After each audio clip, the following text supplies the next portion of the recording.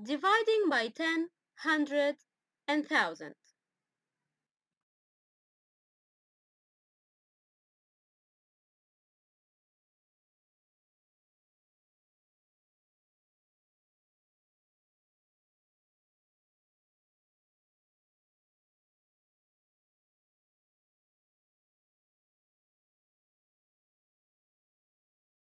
Recall.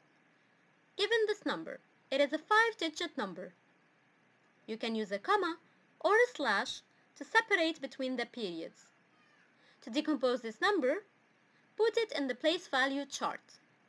There are 2 periods, the thousands period and the ones period, and each period is divided in 3 columns or 3 places, the ones, the tens, and the hundreds.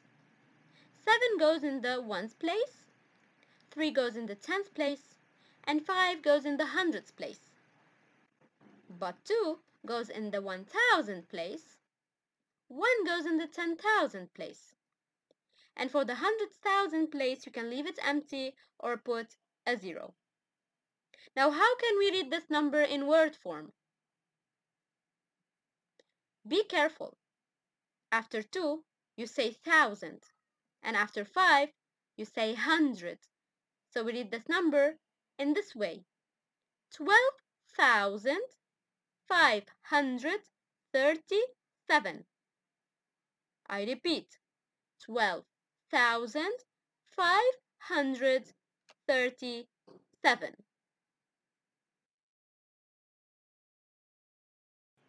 What is the difference between digit of and number of?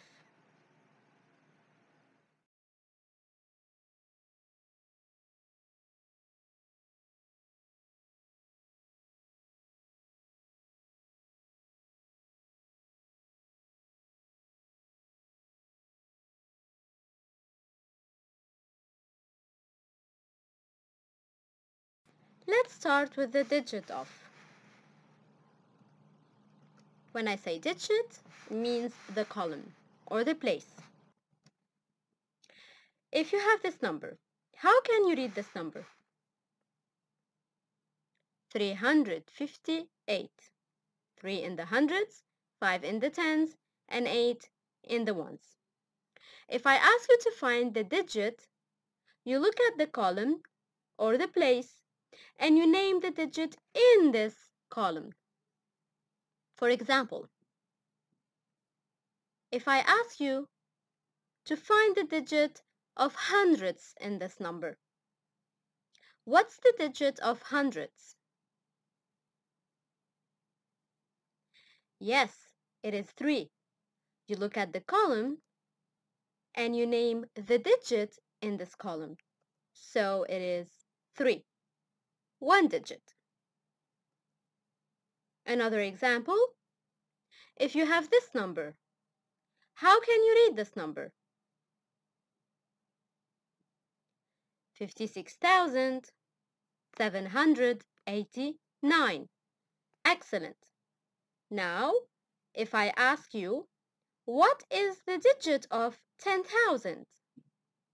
10,000. Yes, it is 5. You look at the 10,000 place and you name the digit in this column. It is 5.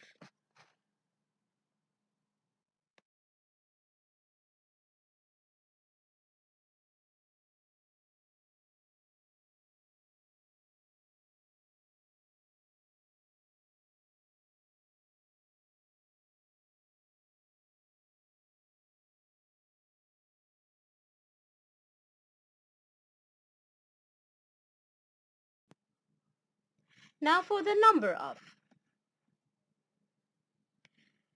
In the place value chart, you look at the column and everything before. For example, given this number, how can you read it? How can you write it in word form? Yes, it is 1,358. Now, if I ask you, what is the number of tens? You take the column and everything before. So you take 5 and everything before. So the number is 135. You see how we put the block? We take the tens, the 5, and everything before. Another example, if you have this number, how can you write it in word form? It is 56,789. Great!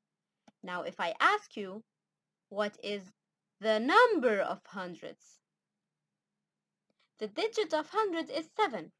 But what is the number of hundreds? Think.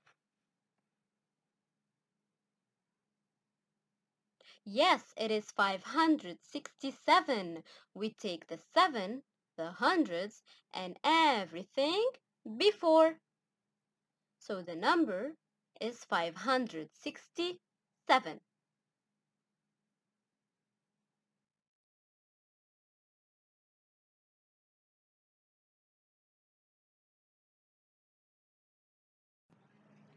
If you have 231, let's show the difference between the digit of tens and the number of tens. First, what is the digit of tens? We decompose the number. We have H, T, O, hundred, tens, and ones. We name the digit in the tens column. The digit is 3. Only 3. But for the number, if they say what is the number of tens, and you decompose the number into hundred, tens, and ones, for the number of tens, you take the tens and everything before. So the answer is 23.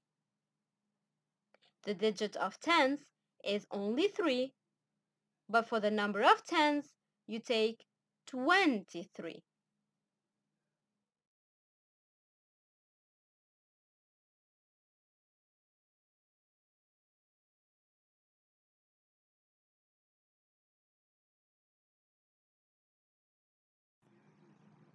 Again, we repeat to show the difference. If you have 20,587, for the digit of hundreds, you remember the I with the dot above the I. Dot means one digit. So you take only the digit of hundreds.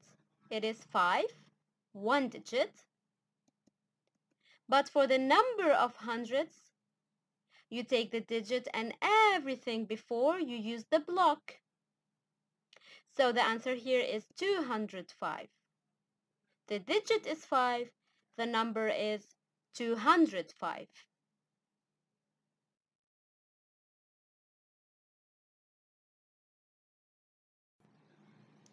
Now before we learn the new objective on how to divide by 10, 100, and 1000, let us remember how in the multiplication facts of 10, all multiples of 10 end with a 0. Same thing for 100. Multiples of 100 end with 2 zeros. And multiples of 1000 end with 3 zeros. And so on.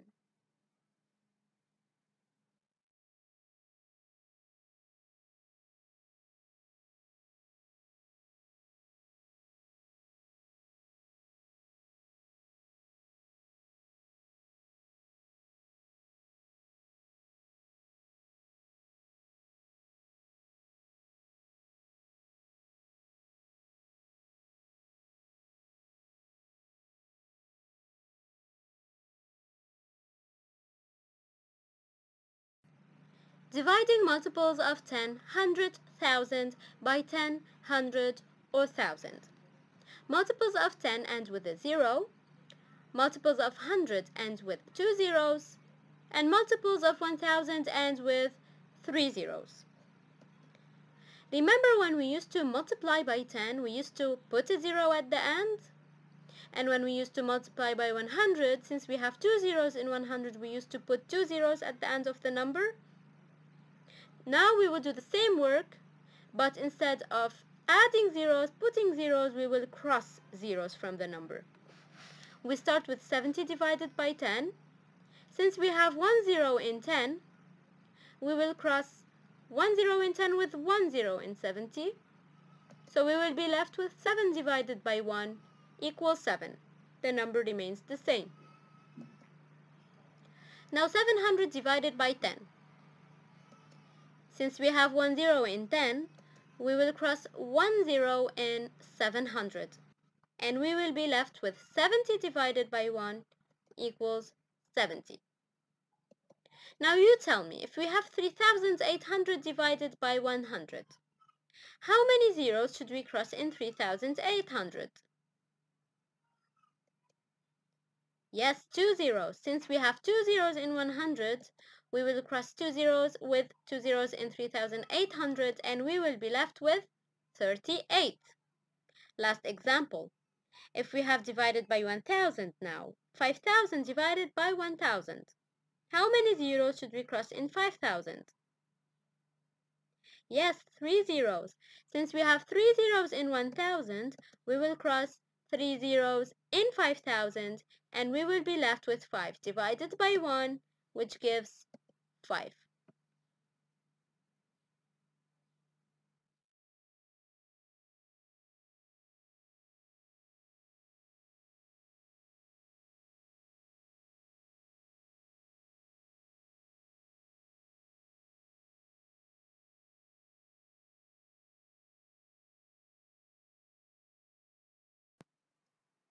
Dividing multiples of 10 by 20, 30, etc.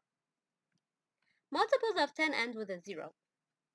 So if you want to divide 240 by 30, both of them end with a 0. So the first step is to cross zeros. We cross this 0 with that 0. We will be left with 24 divided by 3. We ask, 3 times what is 24? Exactly 24. In multiplication table of 3, we know that 3 times 8 equals 24. So the answer is 8. Another example, 270 divided by 90. What's the first step? Yes, we cross the zeros. 0 here and 0 there. Now 27 divided by 9. 9 times what is 27? 9 times 3. Last example, 140 divided by 70. We cross the 0 with that 0. 14 divided by 7.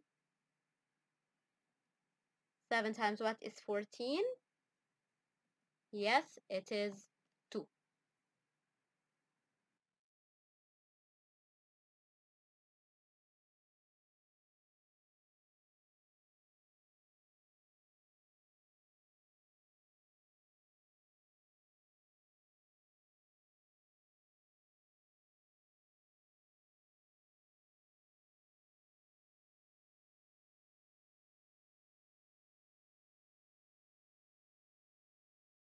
Dividing numbers by 10. The general case. Example, to divide 254 by 10, this is the general case because we don't have a 0 in 254. It doesn't end with 0. So it's not a multiple of 10. So we know that we will get a quotient and a remainder. The remainder is not 0. How can we find the quotient and the remainder of this division? In fact, 254 is the dividend and 10 is the divisor. We find the number of tens in 254. This is 254. 2 is the hundredths digit, 5 is the tens digit, and 4 is the ones digit. The number of tens, as we said before, we take the tens and everything before. So the number of tens is 25. In 254 there are 25 tens and 4 ones. So this will be the quotient, and 4 is the remainder. We answer 254 divided by 10 equal 25, or 4, remainder 4. Or if we want to write the Euclidean form, the dividend equals divisor times quotient plus remainder, we write 254 equal 10 times, the divisor is 10, the quotient is 25, so 10 times 25 plus 4, and you can say that 4 is less than 10. The gold rule.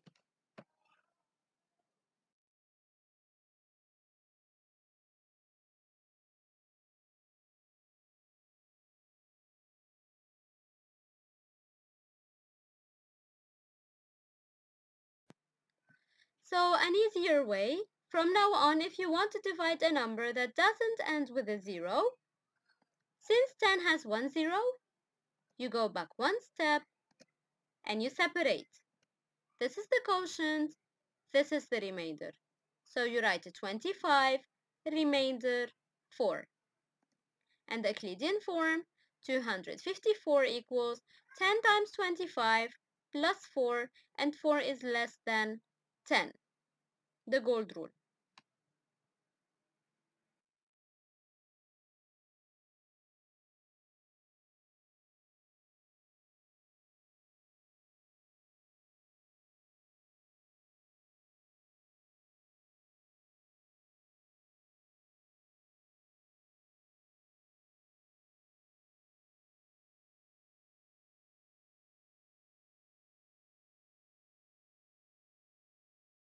Same explanation for dividing numbers by hundreds. The general case. Suppose we have 254 divided by 100. Do we have enough zeros here? Can we cross zeros in the number? No, we can't. We don't have 2 zeros here. So what to do? Yes, we will find the number of hundreds in 254. So we have hundreds, tens, and ones. What's the number of hundreds in 254? Yes, it is 2 and everything before, so it is 2. In this number, we have 254 ones. What's the quotient then? Yes, 2 is the quotient and 54 is the remainder. So we answer 2 or 54. Or we write the Euclidean form, 254 equal 100 times 2 plus 54. And you can write the gold rule, 54 is less than 100.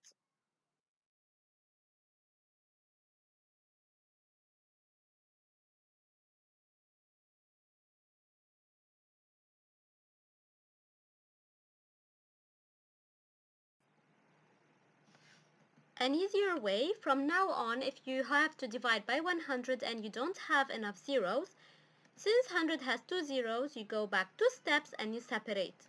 This is the quotient, this is the remainder.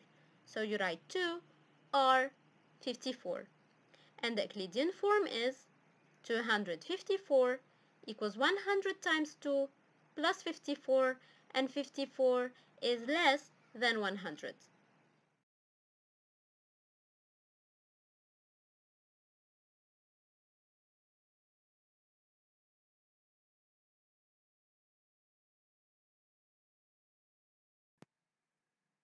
Another example, 250 divided by 100.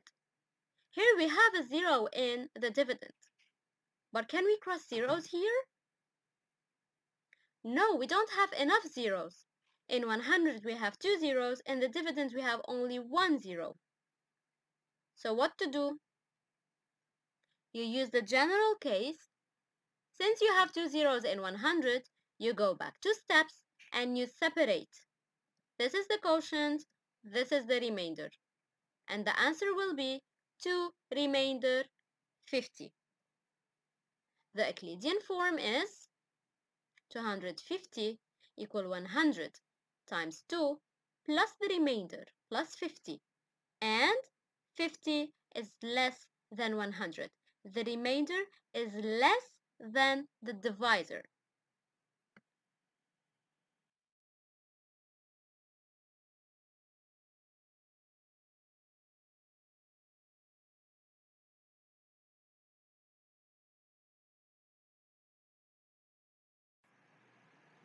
Another example. If you have 54 divided by 100, we can't cross zeros here. We have two zeros in 100, so we go back 2 steps and we separate. What's the quotient here? Yes, it is 0. And what's the remainder? It is 54. Yes. So here also the Euclidean form is 54 equal 100 times 0 plus 54.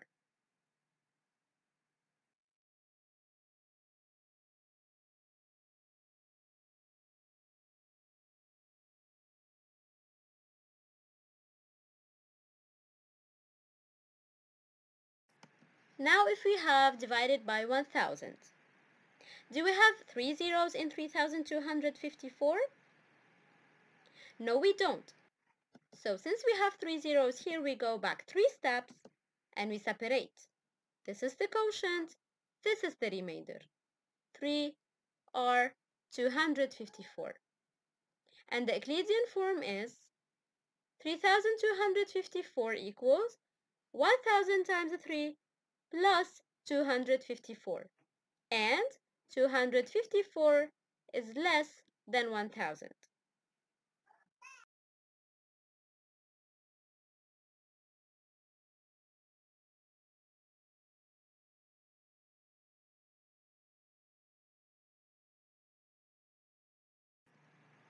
Last example, if I want to divide 254 by 1000, I have 3 zeros in 1000.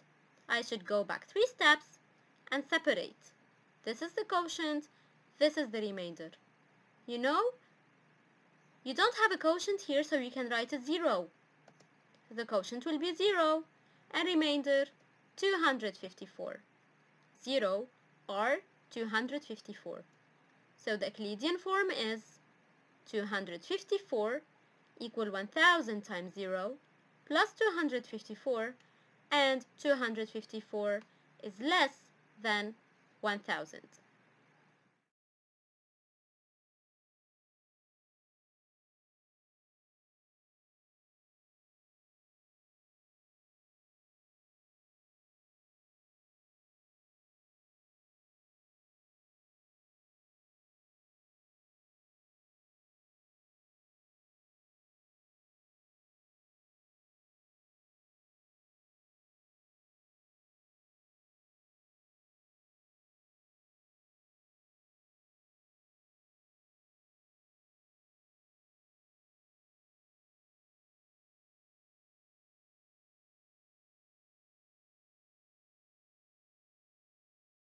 So let's repeat. When you want to divide by 10, 100, 1000, you have two cases. In the first case, you have enough zeros in the dividend. Example, if you want to divide 70 by 10, you cross a 0 in 70 and you get 7. If you want to divide by 100 and you have two zeros, you simply cross them and you get 8. If you have a number that ends with 3 zeros and you are dividing by 1000, you have enough zeros, so you cross 3 zeros in the dividend and you get 9. In the second case, if you don't have enough zeros, or you do not have zeros at all in the dividend, what to do? If you are dividing by 10, you go back 1 step and you separate quotient, remainder, so it's 32R4. If you are dividing by 100, you go back 2 steps in the number, you separate quotient, remainder, so it's 3R24. If you want to divide by 1000, you have 3 zeros, so you go back 3 steps in the number. This is the quotient, this is the remainder, so you write 0R324.